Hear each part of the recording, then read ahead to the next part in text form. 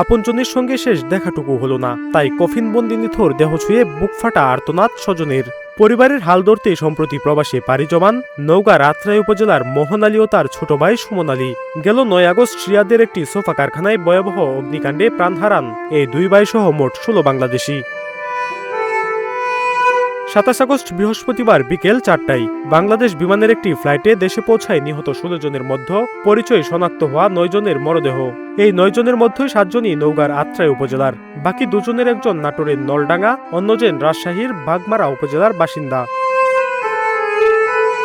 প্রিয়জনের নিথর মুখ, শেষবারের মতো দেখার আকুতি নিয়ে অপেক্ষায় স্বজনেরা। আপন বাইকে হারিয়ে বিলাপ থামছে না এক বড় বোনের।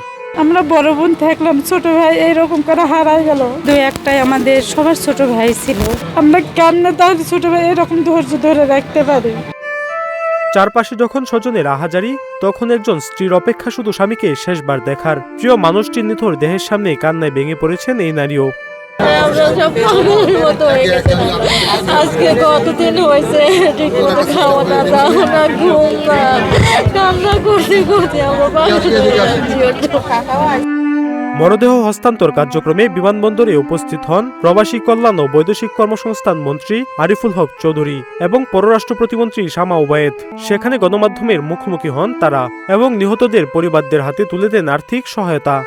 ওই কারখানার বিষয়ে আমরা এখন আর উল্লেখ করতে চাই না, কারণ এতে আমাদের দেশের এবং আমাদের অনেক বিষয় আছে, এটা আমরা এখন বলতে। তবে আমরা আমাদের ভাইদেরকে হারিয়েছি, ওদের পরিবারের উত্তরাধিকারী কারা আমরা এটা শনাক্ত করি, তারপরে তাদের পরিবারের অবস্থা বুঝে আমরা আমাদের সরকারের পক্ষ থেকে যেটা করব আপনাদেরকে আমরা জানিয়ে দেব। জীবিকার সন্ধানে যারা পাড়ি জমিয়েছিলেন প্রবাসে, স্বজনেরা অপেক্ষায় ছিলেন তাদের ফেরার।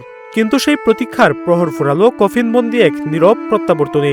স্বপ্ন নিয়ে যাওয়া মানুষগুলোর এই করুণ পরিণতি রেখে গেল শুধু অশ্রু, শূন্যতা আর দীর্ঘশ্বাস। আল সাদি, ইত্তেফাক নিউজ, ঢাকা।